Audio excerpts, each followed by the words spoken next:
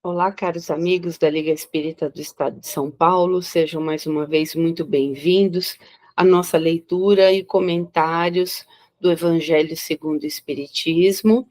E na lição desta semana nós vamos trabalhar o capítulo 20, Trabalhadores da Última Hora, né? É um capítulo importante, tem uma relevância bastante fundamental para nós espíritas, especialmente porque vivemos um momento, né, de transição planetária, a caminho da regeneração.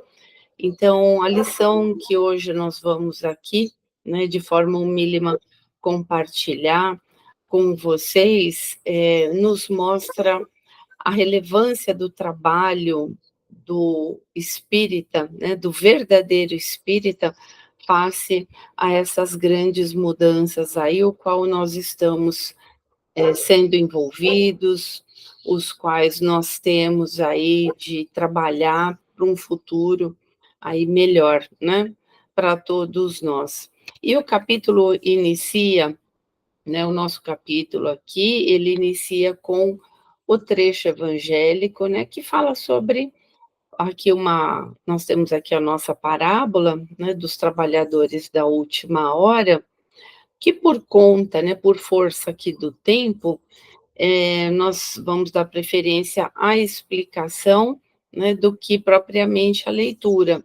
Mas aqui, no o nosso capítulo, ele vai nos mostrando que, é uma lição que nos mostra que, diante aí de um determinado tempo, né, foram convidados ao trabalho, né, alguns trabalhadores foram convidados, né, e ao longo desse tempo um grupo foi chamado a participar desse trabalho, dessa vinha, né.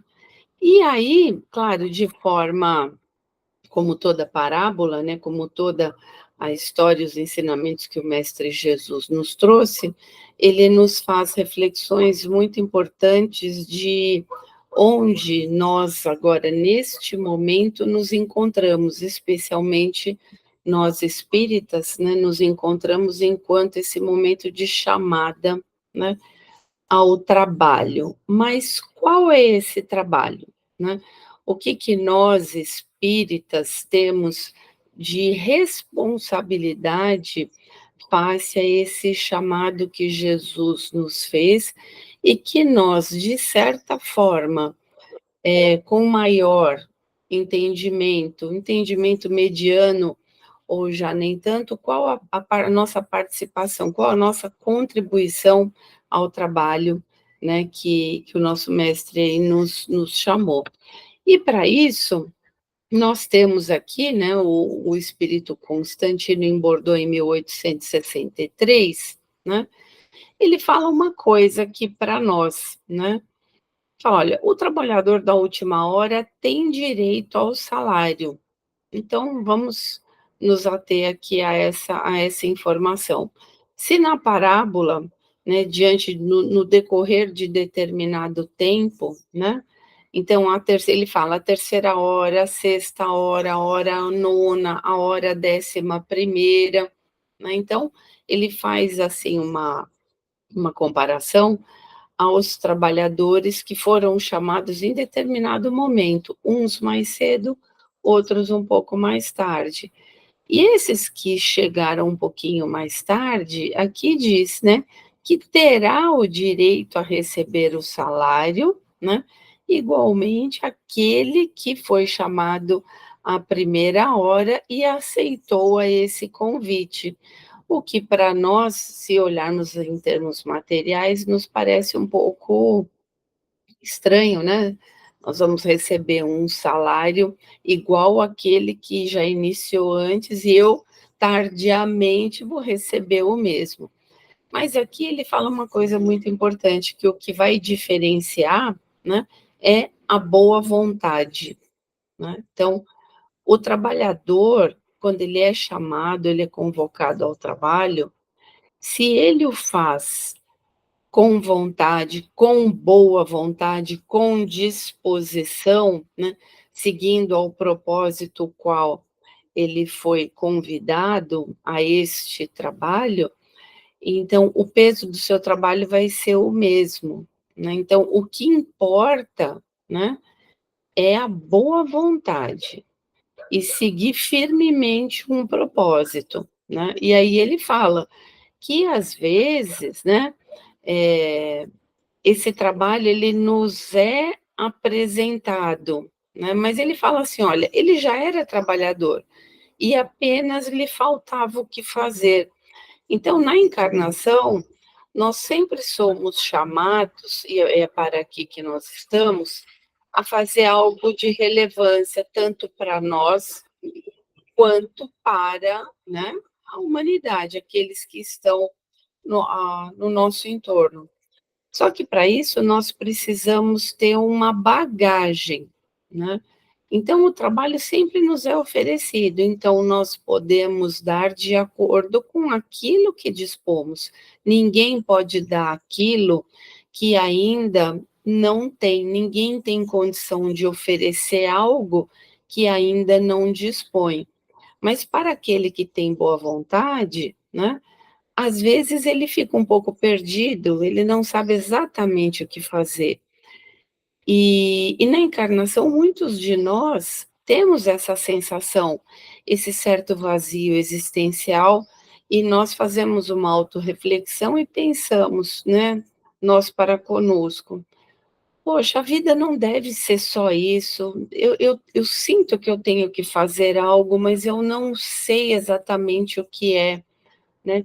E aí, né, a vida vai nos encaminhando para determinados caminhos, nós vamos fazendo escolhas, às vezes equivocadas, até que um determinado momento, né, através deste aprendizado, né, neste caminho aí de indas e vindas, nós já estamos aprendendo, nós estamos em processo de evolução, de aprendizado e de conquistas, e quando nós chegamos num determinado momento, cada um de nós a seu tempo e diante das possibilidades que dispomos, a gente faz uma reflexão e fala assim: "Poxa, eu acho que é isso que eu tenho que fazer", né. Então é nesse momento que às vezes nós encontramos, né, o trabalho que nós buscávamos. E aí neste momento, a gente se sente, assim, mais motivado, entusiasmado, porque a gente sente que naquele momento é aquilo que a gente tem a fazer, né. Mas aqui o nosso irmão, ele ainda continua passando aqui as informações para nós, né, e aqui ele fala aqui para nós, né, nós, especialmente nós espíritas: "Bons espíritas, meus bem-amados, todos vós sois trabalhadores da última hora", e vamos entender mais adiante por que que nós espíritas somos os trabalhadores da última hora. Bem orgulhoso seria o que dissesse: "Comecei o trabalho de madrugada e só o terminarei ao escurecer. Todos viestes quando chamados, uns mais cedo, outros mais tarde, para a encarnação, cujos grilhões carregais. Mas há quantos e quantos séculos o Senhor vos chamava para a sua vinha, sem que aceitasseis o convite?" Ora, então vamos lá, né. O trabalho é encarnação, o trabalho é encarnação. Então, de uma certa forma, através das circunstâncias os quais nós seremos sujeitos, né, ainda somos sujeitos a elas, nós somos trabalhadores, sim, mas Jesus nos chama a um trabalho muito específico para a vinha dele, né. Então, por que que nós somos tão importantes? Por que que o nosso trabalho, o trabalho do espírita, ele é tão relevante nesse momento? E por que que nós somos os últimos trabalhadores? E aí, Henri Heine, em Paris, 1863, ele diz aqui para nós: "Na sua vigorosa expressão, os trabalhadores da primeira hora são os profetas, Moisés e todos os iniciadores que marcaram as diversas etapas do progresso, continuadas através dos séculos pelos apóstolos, os mártires, os pais da igreja, os sábios, os filósofos e, por fim, os espíritas. Então, isso aqui nos mostra que ah, as lições que o mestre nos deixou não tem nenhuma falha de coerência, né? Então, até neste momento, a evolução, né, ela se afirma para nós. E nesse caminhar, desde ali, né, os profetas, Moisés, enfim, até chegarmos aqui, né, a por fim, nós espíritas, mostra uma evolução numa linha de pensamento onde tudo que foi feito antes não será desprezado, mas ele incorpora lições, conhecimentos, uma sabedoria que nós, os espíritas, agora, como nós temos acesso a eles, isso nos faz mais responsáveis neste momento, né, em que estamos aqui na encarnação. É óbvio que nós agora, né, pleno século XXI, isso não começou agora, né? Até a própria doutrina espírita, né, que já vem já de algum tempo, de alguns séculos. Então, de lá para cá, nós espíritas, nós estamos trabalhando, né? Claro, de acordo com cada um com a sua condição, nessa vinha, né, desde que tenhamos boa vontade e que estejamos alinhados ao propósito do Cristo. Isso nem sempre acontece como aqui os nossos mentores, né, nas instruções aqui dos espíritos vão mostrar para nós. Mas aqui diz, né, últimos a chegar, os espíritos aproveitam o trabalho intelectual dos seus antecessores, porque o homem deve herdar do homem, e porque os trabalhos e seus resultados são coletivos. Deus abençoa a solidariedade. Muitos dos antigos revivem hoje ou reviverão amanhã para acabar a obra que haviam começado. Então, nós espíritas, como qualquer encarnado, nós temos um histórico espiritual. Ora, muitos desses que iniciaram toda essa evolução, essa progressão da linha do pensamento, que por fim, né, chegando aqui a nós espíritas, né, digamos assim, nós estamos vivendo, vivenciando, né, podendo compartilhar aqui com os nossos irmãos, muitos de nós poderíamos ser estes que, encarnados lá ao seu tempo, fizeram um determinado, né, atingir uma determinada meta, né, reencarnatória, e que muito possivelmente pode ser qualquer um de nós, né? Então, por isso que isso nos faz mais responsáveis diante dessa nova era que se apresenta aí para nós. Por isso que nós somos tão importantes, né, e tão mais responsáveis por essa renovação do planeta. E aí ele continua. A reencarnação, esse belo dogma, eterniza e precisa a filiação espiritual. O espírito, chamado a prestar contas do seu mandato termo, compreende a continuidade da tarefa interrompida, mas sempre retomada. Então, tendo essa consciência de que a reencarnação, né, ela, ela existe, então nós espíritas, né, o nosso primeiro entendimento enquanto espírita é que nós somos frutos de várias reencarnações. Então, nós estamos, né, na verdade, retomando algo que começamos lá no passado, né? E agora, sim, com mais conhecimento, mais compreensão, nós podemos trazer um trabalho, né, o fruto do nosso trabalho ser de maior importância, maior qualidade, né? A gente vai conseguir dar um salto quântico mais importante, né, nesse período de renovação. E aí o nosso irmão Erasto, em Paris, né, no mesmo ano, Ele diz aqui para nós: não percebeis desde já a formação da tempestade que deve assolar o velho mundo e reduzir a nada a soma das iniquidades terrenas? Ides pregar o dogma novo da reencarnação e da elevação dos espíritos, segundo o bom ou mau desempenho de suas missões, né? E a maneira por que suportaram as suas provas terrenas. Então, aqui está o momento, né? Ele nos falou ali, né, há 2, né, séculos atrás, mas isso se faz verdadeiro hoje. Então, nós agora temos a responsabilidade de o quê? Separar, né, o homem velho do homem novo, né?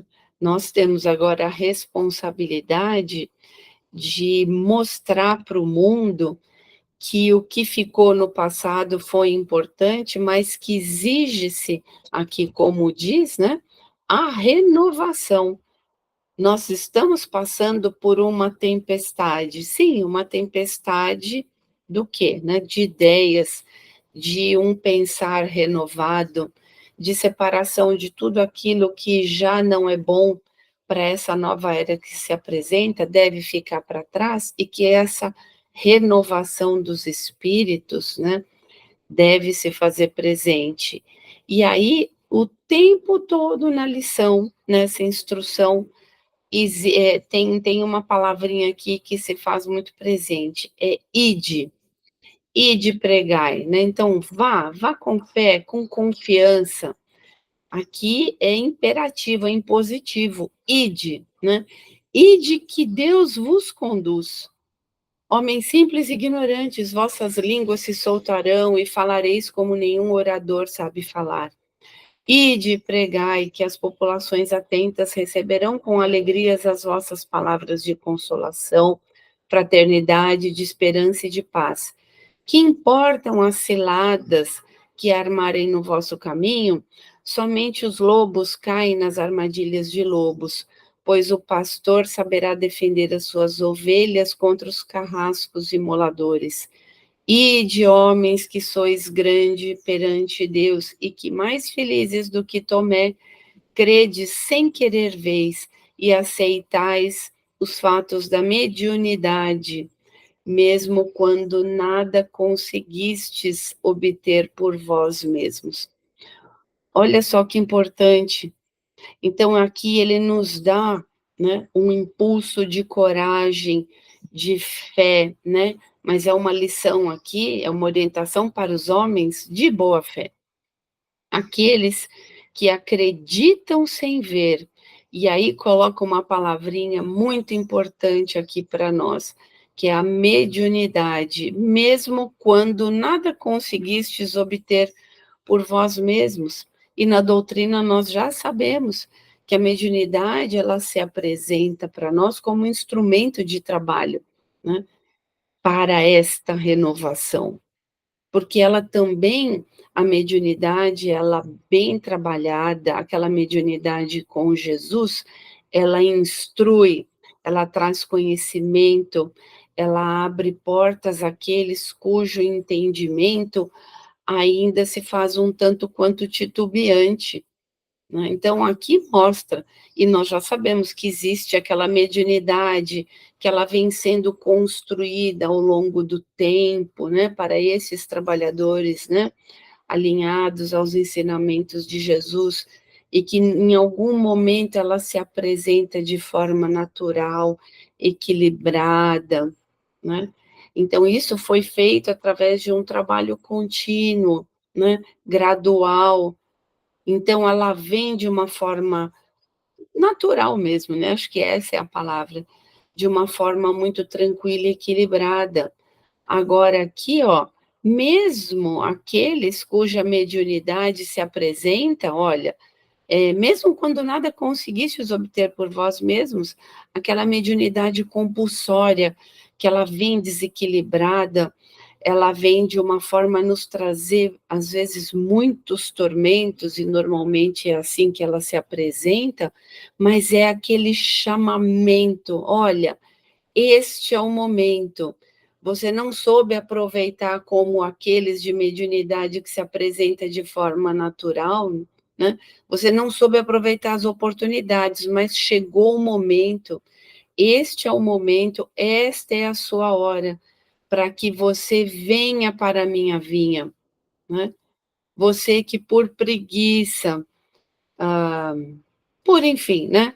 É, passados algumas encarnações, fazendo coisas que não foram lá dignas de nota, mas você, enquanto filho de Deus, meu irmão, meu tutelado, é a hora, porque você dispõe de talentos, de algum conhecimento, de alguma sabedoria, então você tem as condições mínimas para executar. Deixa a preguiça de lado e venha para a minha vinha, porque essa felicidade o Cristo nos oferece, ele nos promete, mas desde que nós trabalhemos por ela, né? E aí ainda reforça a lição, e eu deixei achurado aqui em vermelho, que é para saltar bem aos nossos olhos, para que a gente não tenha dúvida. Sim, as revoluções morais e filosóficas vão eclodir em todos os pontos do globo. Aproxima-se a hora em que a luz divina brilhará sob os dois mundos. Quais mundos, né? O espiritual e o material. Estamos falando aqui terreno, porque somos seres, né, terrestres, somos seres da Terra.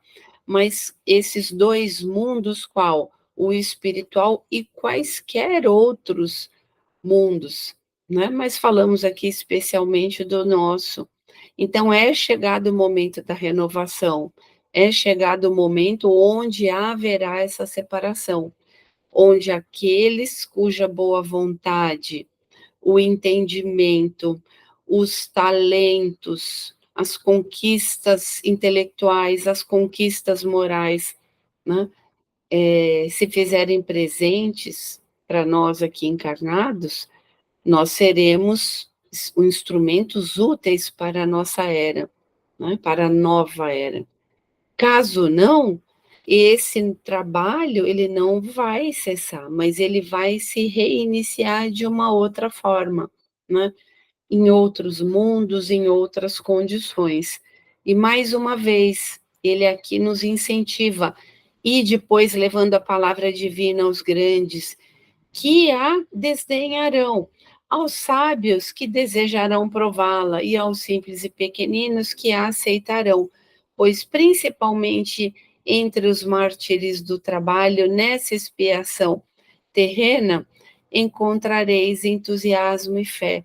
Então, o nosso trabalho é levar a doutrina para todos, né? Esse é o nosso trabalho. Nós vamos ser rechaçados em algum momento? Sem dúvida, né? Porque nós temos irmãos que ainda não o compreendem. Mas esse não é o ponto. Nós não estamos aqui para agradar tão somente a alguns. Nós estamos aqui para cumprir uma tarefa e ela deve ser realizada. Ela precisa ser realizada, até em nosso próprio benefício, porque a tarefa se apresentou para nós é porque nós temos condições, né? E aí tem uma outra passagem que me ocorreu agora, quando fala que o trabalho ele não se apresenta para quem está pronto, não é isso, né? Não é isso, né?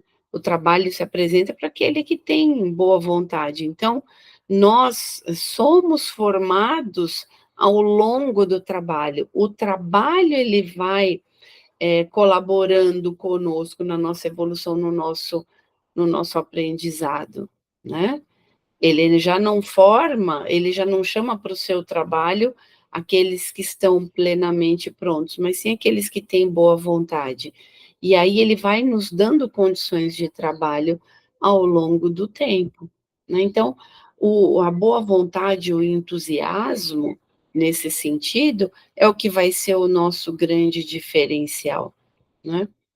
E aí continua, mais uma vez.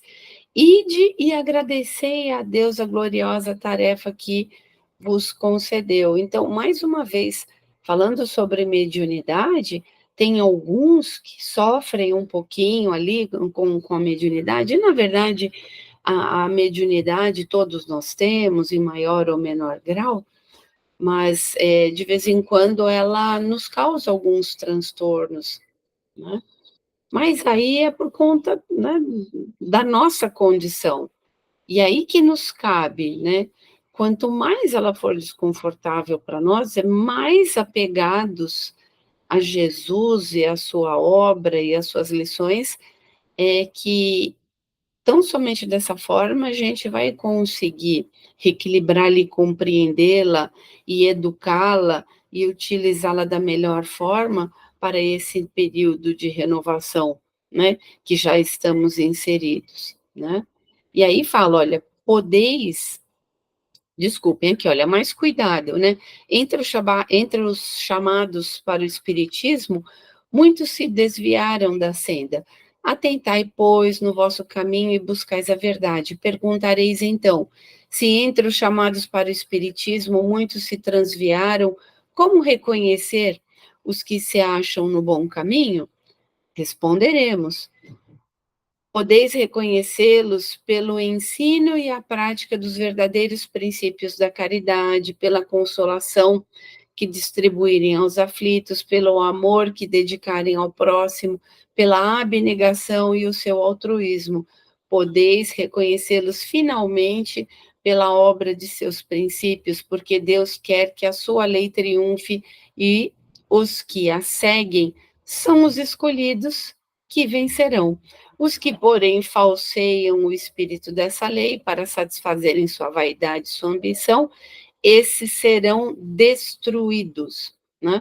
Então, já deixou aqui bem claro a forma com a qual nós podemos, né, compreender aqueles que, de fato, estão ligados aí ao trabalho do mestre e aqueles que não estão.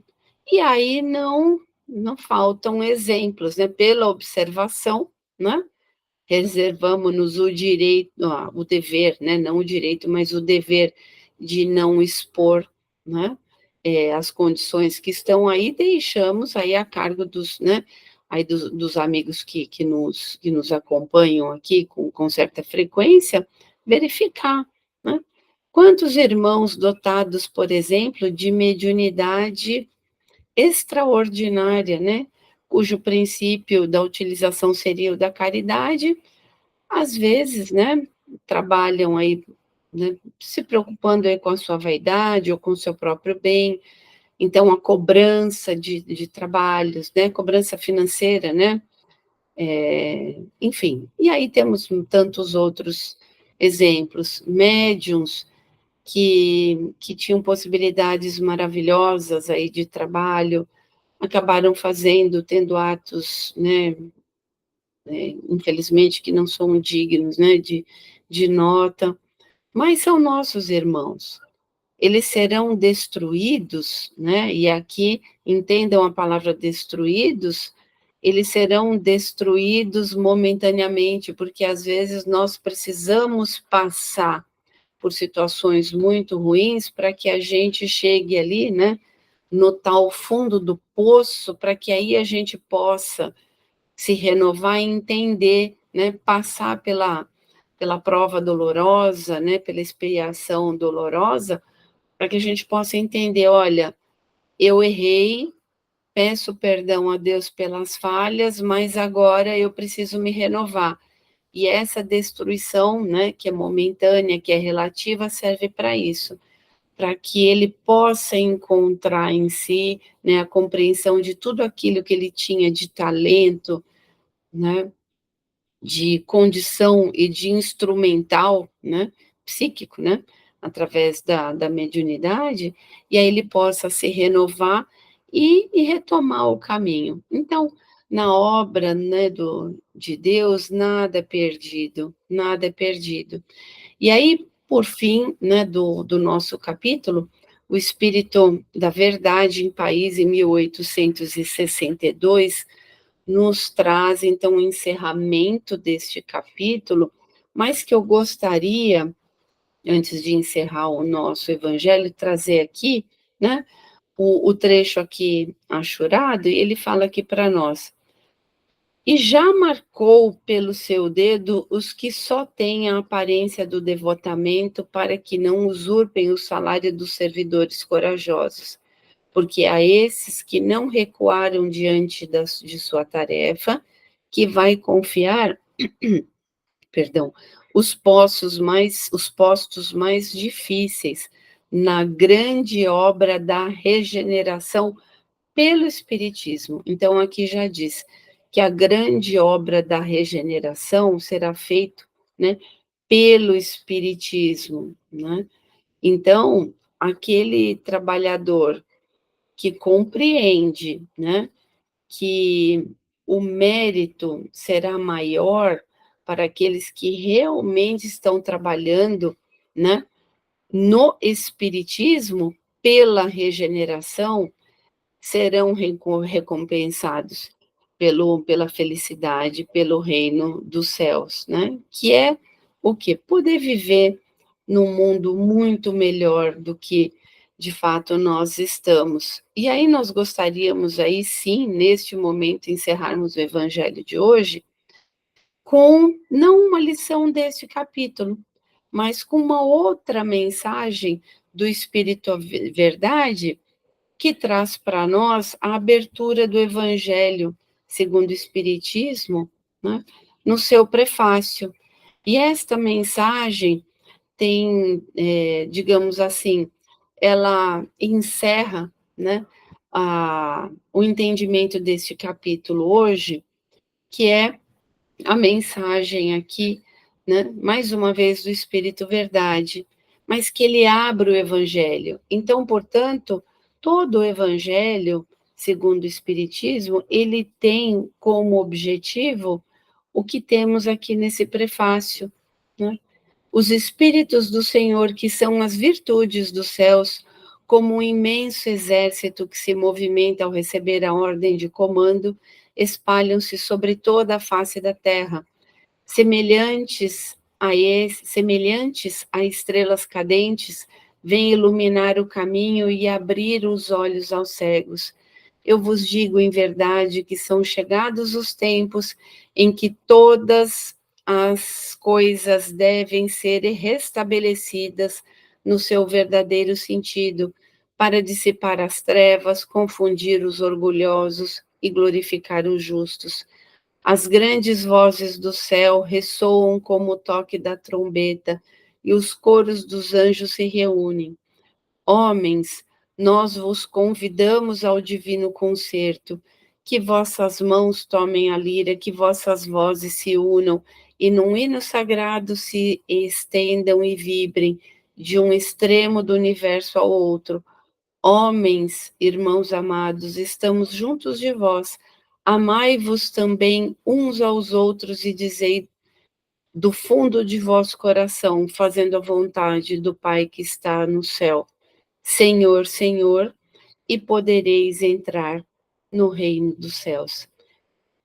Espírito Verdade, a mensagem, e que nos sirva de orientação para que nós nos unamos em propósito, junto ao propósito do Mestre, e assim nós atingiremos o reino dos céus e estaremos sim trabalhando da melhor forma possível no processo de regeneração do nosso planeta e da regeneração de nós espíritas, né, enquanto indivíduos e criaturas do Mestre.